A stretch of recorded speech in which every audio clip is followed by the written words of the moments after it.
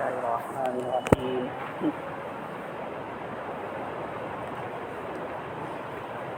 إذا الشمس كورت وإذا النجوم انكدرت وإذا الجبال سيرت وإذا العشار عطلت وإذا الوحوش حشرت وإذا البحار سجرت وإذا النفوس زوجت وإذا الموءودة سئلت بأي ذنب قتلت وإذا الصحف نشرت وإذا السماء كشطت وإذا الجحيم سعرت وإذا الجنة أزلفت علمت نفس ما أحضرت فلا أقسم بالخنس الجوار الكنس والليل إذا عسعس والصبح إذا تنفس إنه لقول رسول كريم ذي قوة عند ذي العرش مكين مطاع ثم امین۔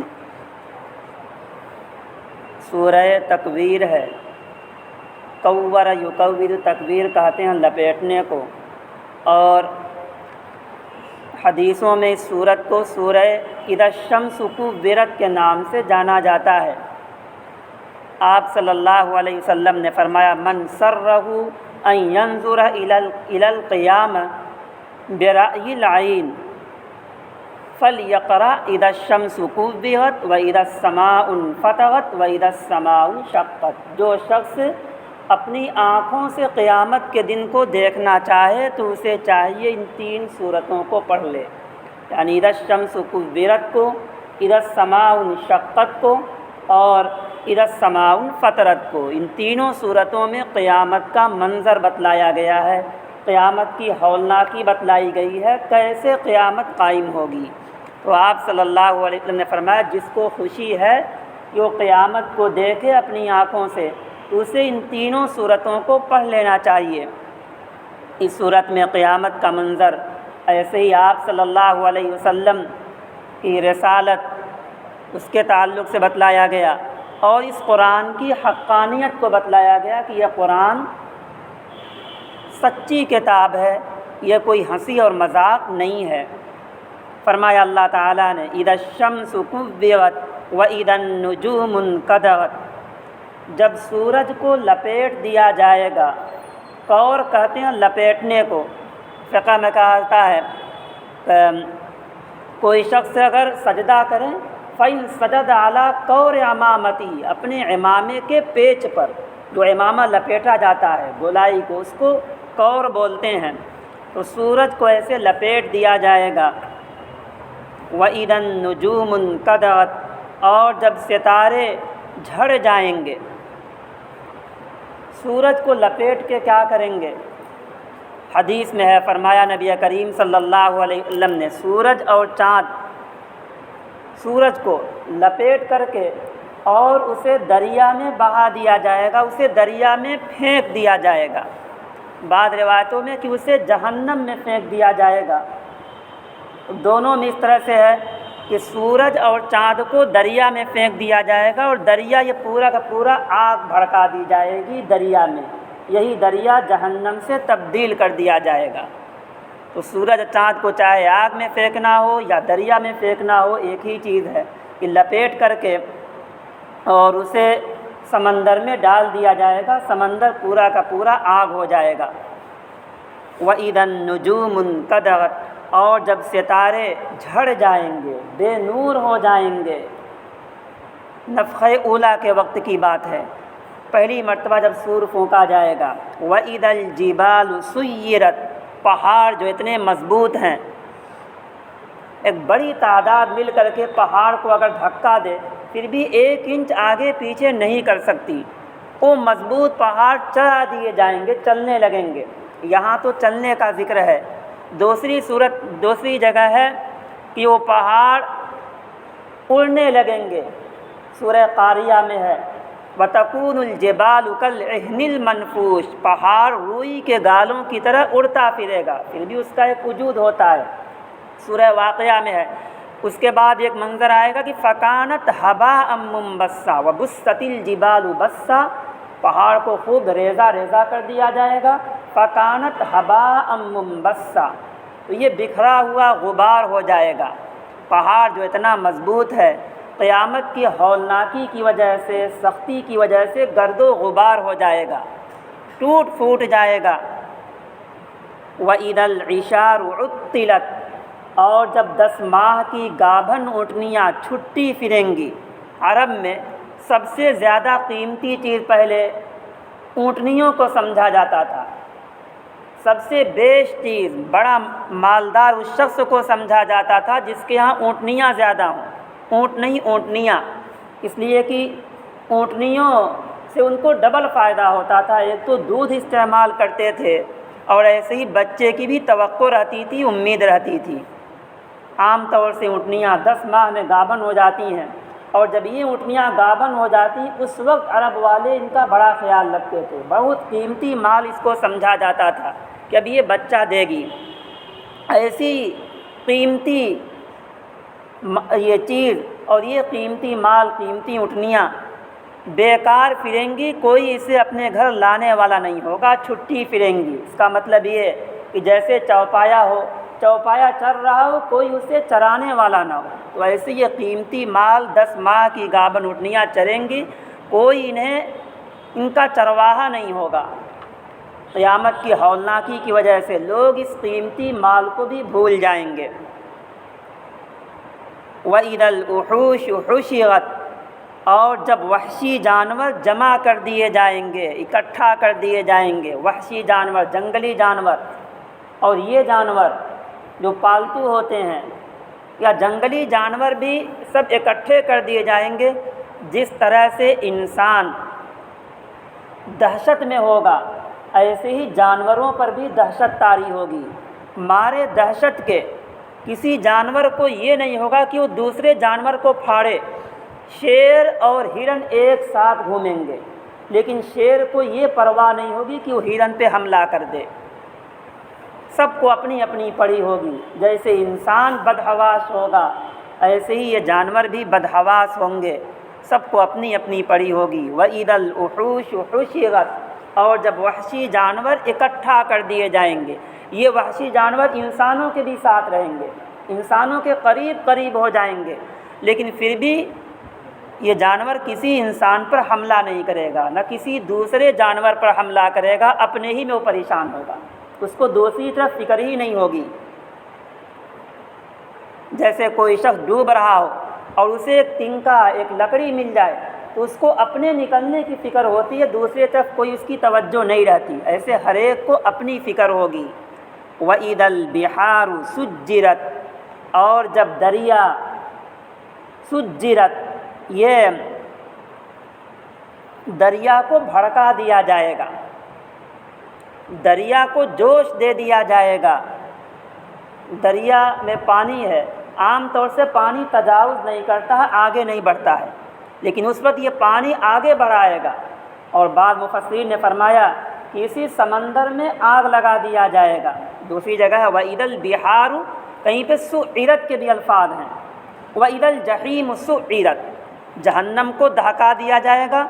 مطلب یہ ہے کہ جو دریا ہے، اس دریا کو آگ سے آگ بھر دیا جائے گا، اور یہی دریا آگ ہو جائے گی، آگ ہو کر کے بھڑک جائے گی۔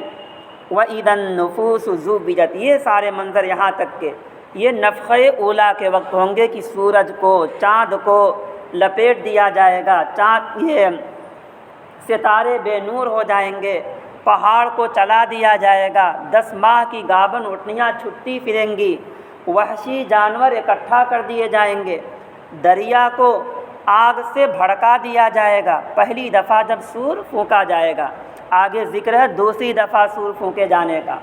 وَإِذَا النُّفُوسُ زُوِّجَتْ، اور جب جانیں ملا دی جائیں گی، دوسری دفعہ سور پھونکا جائے گا تو جو جان الگ ہے جسم سے، یہ جان روح کو جسم کے ساتھ ملحق کر دیا جائے گا، ملا دیا جائے گا، اسی جسم کے ساتھ جان کو، اسی جسم کے ساتھ روح کو ملا دیا جائے گا، پھر یہ انسان تیار ہو جائے گا۔ ایک مطلب یہ۔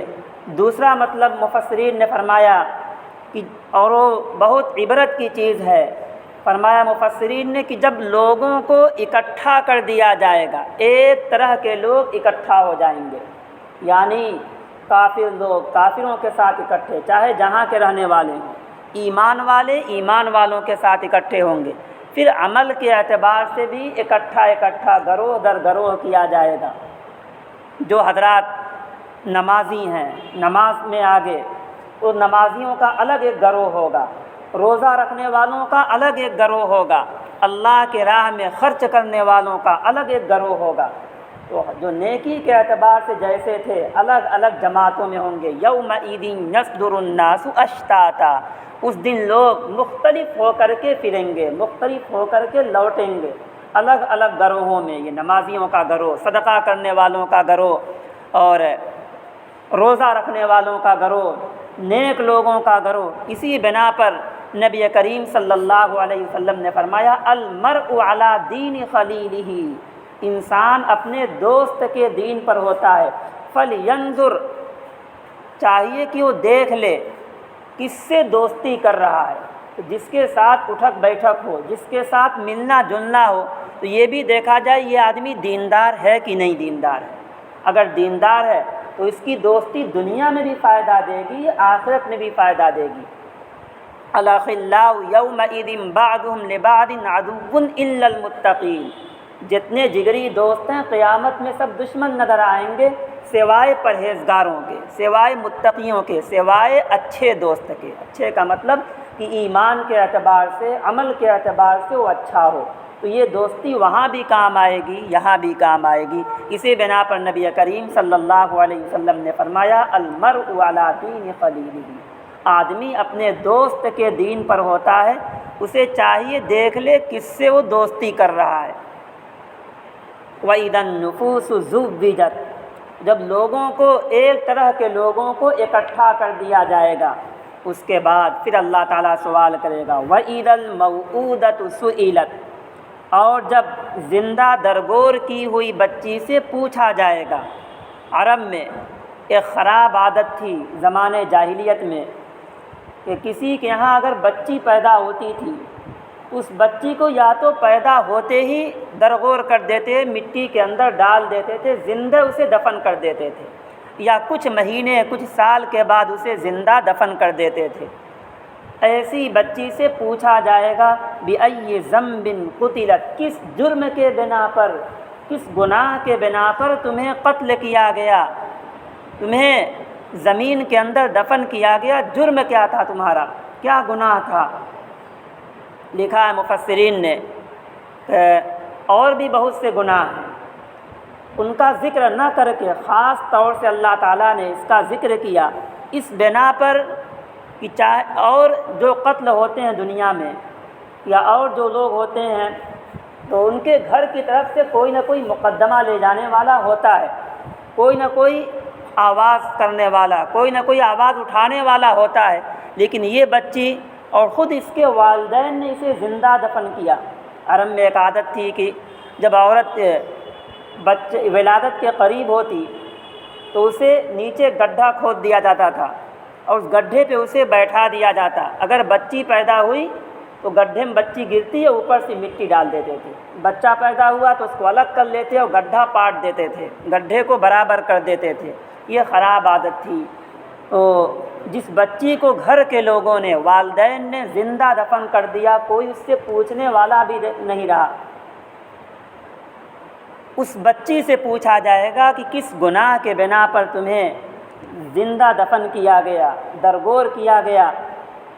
اس لیے کہ قیامت کا دن عدل کا دن ہوگا، یوم الحساب ہے، یوم الجزا ہے، ایک ایک چیز کے بارے میں وہاں سوال ہوگا، ہر ایک کو انصاف دلایا جائے گا۔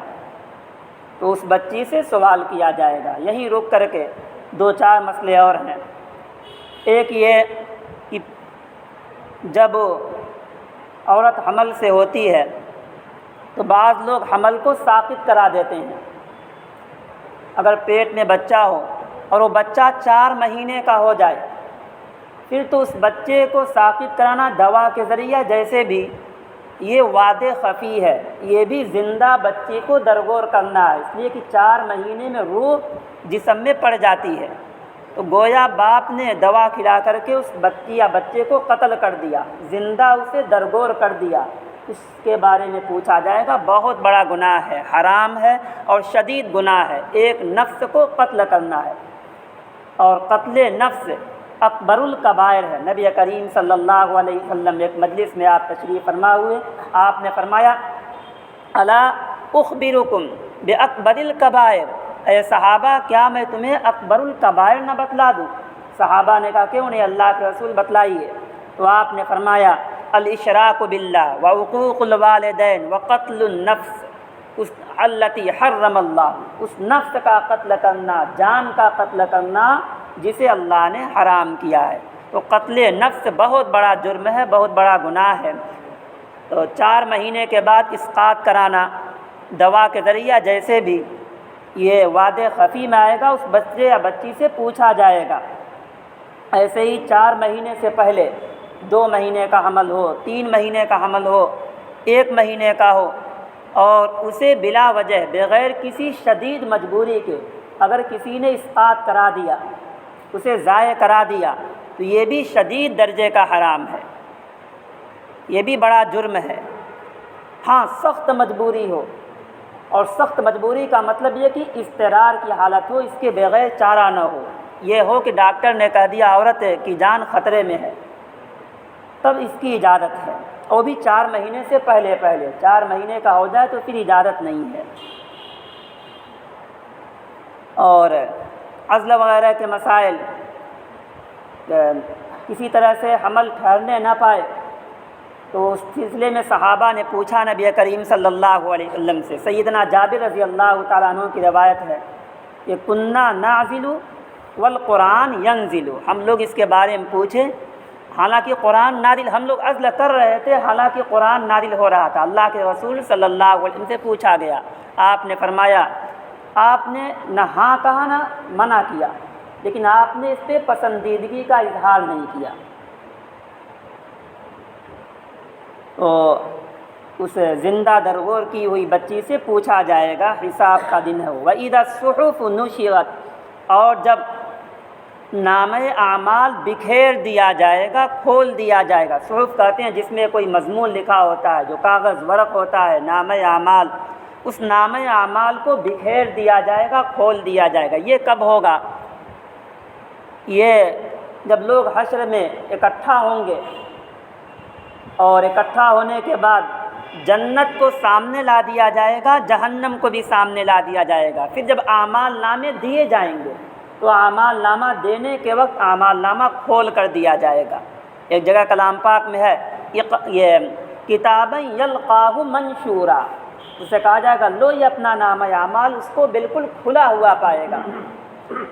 تو اعمال نامے کھول دیے جائیں گے، پھر انسان پڑھ لے گا کہ کیسا ہمارا اعمال نامہ ہے، نیک عمل ہم نے کیا ہے یا برا عمل ہم نے کیا ہے، کس طرف ہمارا ٹھکانہ، بغل میں جنت ہوگا، دوسری طرف جہنم ہوگا، خود ہی یہ فیصلہ کر لے گا کہ کدھر کا ہمارا ٹھکانہ ہے۔ وَإِذَا الصُّحُفُ نُشِرَتْ، اور جب اعمال نامے کھول دیے جائیں گے۔ وَإِذَا السَّمَاءُ كُشِطَتْ، اور جب آسمان کو ادھیڑ دیا جائے گا۔ کشطت کہتے ہیں کھال کھینچنے کو۔ اس کا بھی مفسرین نے 2 مطلب بتایا ہے۔ ایک تو یہ کہ آسمان کو ہی ختم کر دیا جائے، بالکل اوپر تک کی ساری چیزیں ظاہر یہ نظر آنے لگیں گی، اور دوسرا مطلب یہ کہ آسمان کی کھال کھینچ دی جائے گی، باقی رہے گا لیکن کھال کھینچ دی جائے گی، جیسے جسم سے کھال کھینچ دی جائے تو ہڈیاں نظر آنے لگتی ہیں۔ وَإِذَا الْجَحِيمُ سُعِّرَتْ، اور جب جہنم کو بھڑکا دیا جائے گا، جہنم کو اور تیز کر دیا جائے گا۔ وَإِذَا الْجَنَّةُ أُزْلِفَتْ، ایسے ہی جہنم کو تیز کر دیا جائے گا، اور ساتھ میں جب جہنم میں ڈالا جائے گا، سورج کو جہنم میں ڈالا جائے گا۔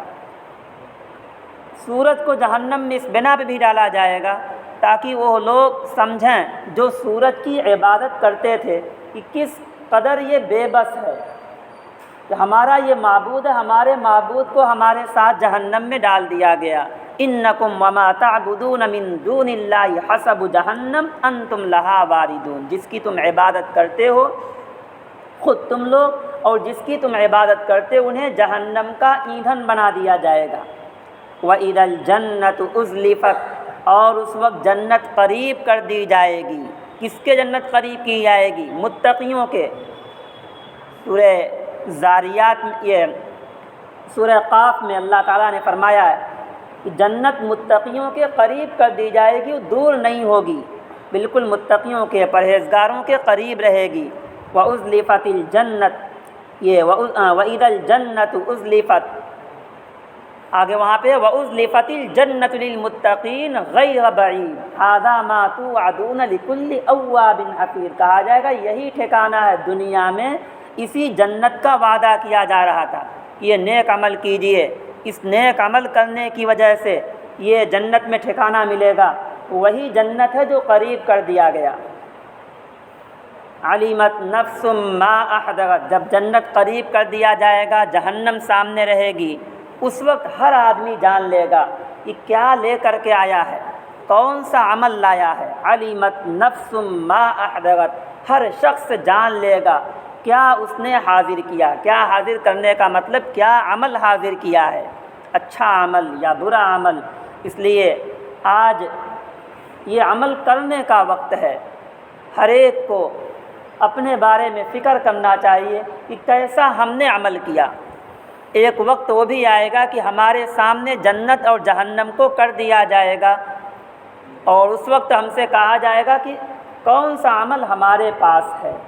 فلا اقسم بالخنس الجوار الکنس واللیل اذا عسعس والصبح اذا تنفس۔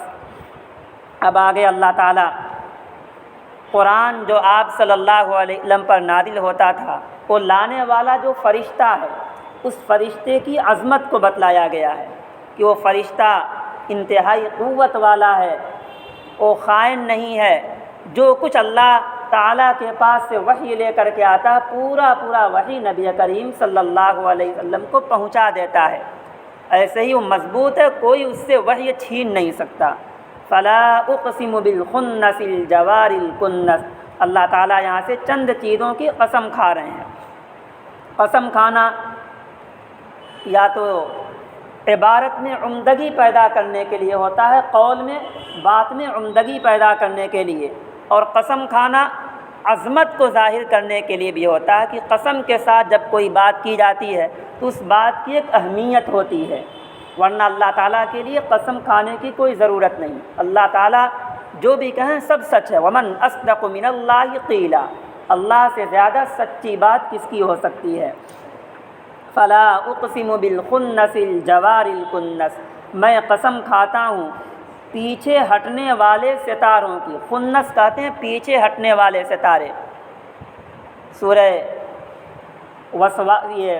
قل اعوذ برب الناس میں اللہ تعالیٰ نے فرمایا ہے من شر الوسواس الخناس، میں پناہ چاہتا ہوں بہت پیچھے ہٹنے والے کے شر سے، مراد شیطان جو ایک کچوکے لگا کر کے فوراً پیچھے ہٹ جاتا ہے دل پہ، وہ پیچھے ہٹنے والے ستارے۔ 5 مشہور ستارے ہیں جو پیچھے کی طرف ہٹتے ہیں، زحل، زہرہ، مریخ، مشتری، عطارد، یہ 5 ستارے، انہیں خمسہ متحیرہ بھی کہا جاتا ہے۔ ان 5 ستاروں کی اللہ تعالیٰ نے قسم کھائی۔ الجوار الکنس، جو چلتے ہوئے چھپ جاتے ہیں۔ واللیل اذا عسعس، قسم ہے رات کی، اذا عسعس، جب وہ یہ آنے لگے، جب وہ چھپانے لگے۔ والصبح اذا تنفس، قسم ہے صبح کی، جب وہ سانس لے، مراد صبح کی پو پھوٹے، صبح شروع ہو۔ انہ لقول رسول کریم، یہاں رسول کا مطلب جبریل علیہ السلام ہے، یقیناً یہ معزز فرشتے کا قول ہے، معزز فرشتے کا کلام ہے، معزز فرشتہ لے کر کے آتا ہے، مراد جبریل علیہ السلام۔ ذی قوت عند ذی العرش مکین، عرب والے کہا کرتے تھے کہیں کلام پاک لے کر کے اوپر سے کوئی آتا ہو تو کہیں مضبوط جنات مل کر کے چھین لیتے ہوں، کہا گیا نہیں، وہ فرشتہ انتہائی مضبوط ہے۔ ذی قوت، وہ قوت والا ہے، عرش والے کے پاس مکین عزت والا ہے، اس فرشتے کا ایک احترام، ایک عزت ہے، سارے فرشتوں میں سب سے معزز ہیں، سید الملائکہ ان کو کہا جاتا ہے، جبریل علیہ السلام کو ملائکہ کے سردار۔ وہ فرشتے وحی لے کر کے آتے ہیں، شیطان کا اس میں کوئی دخل نہیں ہے۔ یہ کاہن لوگ اپنے پاس شیطان کو رکھے رہتے تھے، اور یہ شیطان جاتے تھے اوپر سے کچھ چیزیں سن کر کے چلے آتے تھے۔ کاہن لوگ اس میں 100 جھوٹ ملا کر کے بتا دیتے تھے، کہیں ایک دو بات سچ ہو جاتی تھی، تو اس سے معاشرے میں محلے میں ان کا بڑا احترام تھا۔ فرمایا گا کہ ایسا نہیں، یہ فرشتہ اللہ تعالیٰ کی طرف سے آتا ہے اور یہ قوت والا ہے، عرش والے کے پاس عزت والا ہے، مطاع ثم امین، اس فرشتے کی وہاں چلتی ہے، مطاع، اس کی اطاعت کی جاتی ہے، پھر یہ امین ہے۔ جیسا کہ معراج کے موقع پر جب آپ صلی اللہ علیہ وسلم کو لے کر جبریل علیہ السلام گئے پہلے آسمان پر، تو پہلے آسمان والوں نے پوچھا کون آپ کے ساتھ آئے ہیں؟ فرمایا جبریل علیہ السلام نے میرے ساتھ محمد صلی اللہ علیہ وسلم ہے۔ پوچھا گیا اجازت دی گئی ہے ان کو؟ کہا جبریل امین نے ہاں ان کو اجازت ملی ہے۔ تو ان فرشتوں نے جبریل امین کی اطاعت کی، دروازہ کھولا، آپ صلی اللہ علیہ وسلم پہلے آسمان پر آئے، دوسرے آسمان والوں نے بھی ان کی اطاعت کی۔ یہ ہے مطلب کہ جبریل علیہ السلام کی وہاں اطاعت کی جاتی ہے، فرشتے ان کی بات مانتے ہیں۔ ثم امین، پھر جبریل علیہ السلام خائن نہیں ہیں، امانت دار ہیں، جو کچھ وحی لے کر آتے ہیں پورا وحی اللہ کے رسول کے پاس پہنچا دیتے ہیں۔ اب یہاں سے آپ صلی اللہ علیہ وسلم کی عظمت کو بتلایا گیا، وَلَقَدْ وَمَا صَاحِبُكُمْ بِمَجْنُونَ، اور یہ تمہارے ساتھی دیوانے نہیں ہیں۔ ساتھی کا مطلب نبی کریم صلی اللہ علیہ وسلم، عرب والے، مکے والے اللہ کے رسول صلی اللہ علیہ وسلم کو مجنو کہتے تھے۔ حضرت کا لقب اور خطاب رکھ دیا تھا ان لوگوں نے مجنو کہہ کر کے آپ کو بلاتے تھے۔ فرمایا اللہ تعالیٰ نے یہ دیوانگی کی بات نہیں کرتے ہیں، یہ تو انتہائی عقل کی، انتہائی عظمت والی بات کرتے ہیں، تمہارے ساتھی یہ دیوانے نہیں ہیں۔ وَلَقَدْ رَآهُ بِالْأُفُقِ الْمُبِينِ، ایسا بھی نہیں عرب والے سوچتے تھے کہیں کوئی شیطان لے کر کے آتا ہو وہی اور وہ اللہ کے رسول کو دے دیتا ہو۔ فرمایا گیا ایسا نہیں، جبریل امین کو آپ صلی اللہ علیہ وسلم نے دیکھا ہے اپنی آنکھوں سے۔ حرا کے پاس ایک مرتبہ آپ صلی اللہ علیہ وسلم تشریف فرماتے، حرا کے پاس دیکھا وہی فرشتہ جو پہلی دفعہ آیا تھا، وہ حرا کے پاس ہے، اور اس طرح سے کہ پورے آسمان کو اس نے گھیر دیا ہے، مشرق سے مغرب تک پورا پھیلا ہوا تھا، 600 بازو ہیں جبریل امین کے۔ وَلَقَدْ رَآهُ بِالْأُفُقِ الْمُبِينِ، اور دیکھا ہے ان کو یعنی جبریل امین کو کھلے آسمان کے کنارے پر۔ وَمَا هُوَ عَلَى الْغَيْبِ بِضَنِينٍ، خود نبی کریم صلی اللہ علیہ وسلم جو کچھ آپ کے پاس وحی کی جاتی تھی پورا وحی آپ امت تک کا پہنچا دیے ہیں۔ سیدہ عائشہ صدیقہ رضی اللہ تعالیٰ عنہ کہتی ہیں کہ جو شخص یہ الزام لگائے اللہ کے رسول پر کہ آپ نے وحی میں سے کچھ چھپا لی تو خائن ہے، وہ غلط کہنے والا ہے، الزام لگانے والا ہے۔ اللہ کے رسول نے وحی میں سے کچھ چھپایا نہیں ہے، جو کچھ آپ پر وحی کی گئی، جو کچھ آپ پر اتارا گیا پورا اللہ کے رسول صلی اللہ علیہ وسلم نے بتلا دیا، امت تک پہنچا دیا۔ اور یہ غیب پر بے ظنین، بخیل نہیں ہیں۔ وما هو بقول شیطان الرجیم، یہ کلام پاک کسی مردود شیطان کا کلام نہیں ہے، یہ اللہ رب العزت کا کلام ہے۔ جب اللہ رب العزت کا کلام ہے تو اس کی عظمت ہونی چاہیے، اس کا احترام ہونا چاہیے، اس کو پڑھ کر کے خشیت طاری ہونی چاہیے، اس کے قریب آنا چاہیے، اور یہ کسی مردود شیطان کا کلام نہیں ہے۔ فَأَيْنَ تَذْهَبُونَ، جب یہ بات ہے تو کہاں جا رہے ہو تم لوگ، یعنی کہاں بہکے جا رہے ہو، قرآن کی طرف کیوں نہیں آتے؟ إِنْ هُوَ إِلَّا ذِكْرٌ لِّلْعَالَمِينَ، یہ تو ایک نصیحت ہے جہاں والوں کے لیے، دنیا والوں کے لیے قرآن کریم ایک میسج ہے، ایک نصیحت ہے، ایک عبرت کی چیز ہے۔ لِمَنْ شَاءَ مِنْكُمْ أَنْ يَسْتَقِيمَ، لیکن اس شخص کے لیے جو تم میں سے درست ہونا چاہے، اگر یہ نصیحت حاصل نہ کرنا چاہے تو زبردستی نصیحت حاصل نہیں کر سکتا۔ اور اس میں بھی اللہ تعالیٰ کی مشیت کا دخل ہے، اللہ کے چاہنے کا دخل ہے۔ اللہ کے ارادے کے بغیر، اللہ کی مشیت کے بغیر کوئی چیز نہیں ہوتی۔ وما تسقط من ورقۃ الا يعلمها ولا حبۃ فی ظلمات الارض، ایک پتا بھی زمین پر بن اللہ کے ارادے کے، بن اللہ کے حکم کے نہیں گرتا۔ تو جو کچھ عالم میں ہوتا ہے، جو کچھ دنیا میں ہوتا ہے، وہ سب اللہ کی مرضی سے ہوتا ہے۔ مومن کو چاہیے کیا؟ تو ایمان والے کو اللہ کی مرضی پہ راضی ہو جانا چاہیے، اللہ کی رضامندی پہ راضی ہو جانا چاہیے، چاہے اس میں ہمارا نقصان سمجھ میں آئے۔ ایسے مومن کے لیے بہت بشارتیں ہیں۔ ایسے مومن کے لیے کہا گیا جو اللہ کے ہر فیصلے پر راضی رہتا ہے، خوشی میں اللہ رکھے تب بھی راضی، کہیں حالات خراب ہو گئے، سنگین حالات آ گئے، اس میں بھی اللہ کے فیصلے پر راضی رہا۔ جس کو چاہ رہا تھا کہ یہ پارٹی، یہ لیڈر اقتدار پر آئے، وہ نہیں اقتدار پر آیا، دوسری جماعت کو فتح ہو گئی، دوسری جماعت اقتدار پر آ گئی، تو ایسا نہ ہو کہ بہت زیادہ پریشان ہونے لگے، بہت سوچنے لگے۔ ہر حال میں اللہ کے فیصلے پر راضی رہے۔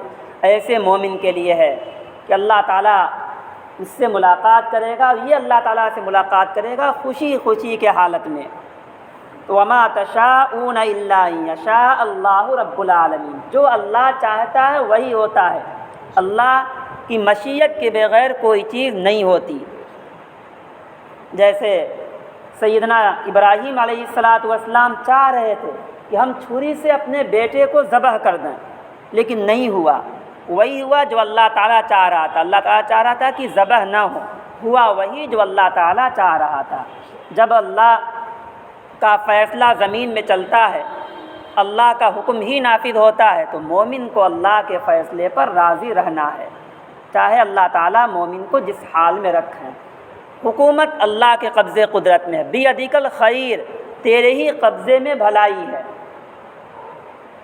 جس کو اللہ چاہے عزت دے دے، حکومت دے دے، تؤتی الملک من تشاء وتنزع الملک ممن تشاء، جس سے چاہے حکومت کو چھین لے۔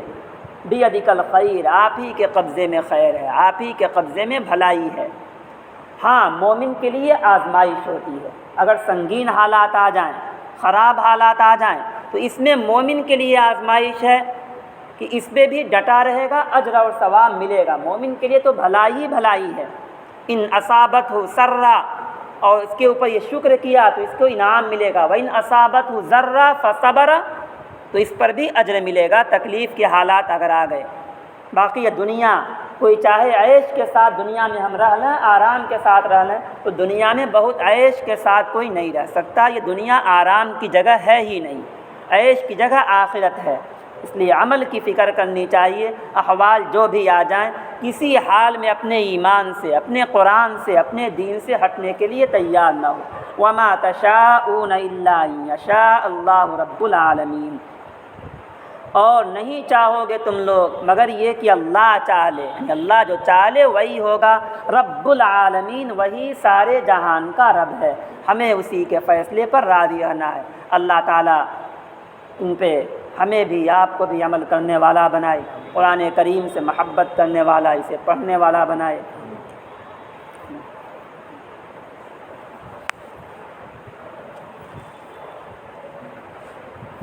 الحمد للہ رب العالمین، والصلاة والسلام علی رسولہ النبی الکریم محمد وآلہ واصحابہ اجمعین۔ اللہم انی علی ذکرک و شکرک و حسن عبادتک، اللہم لا مانع لما اعطیت ولا معطی لما منعت ولا ينفع ذا الجد منک الجد۔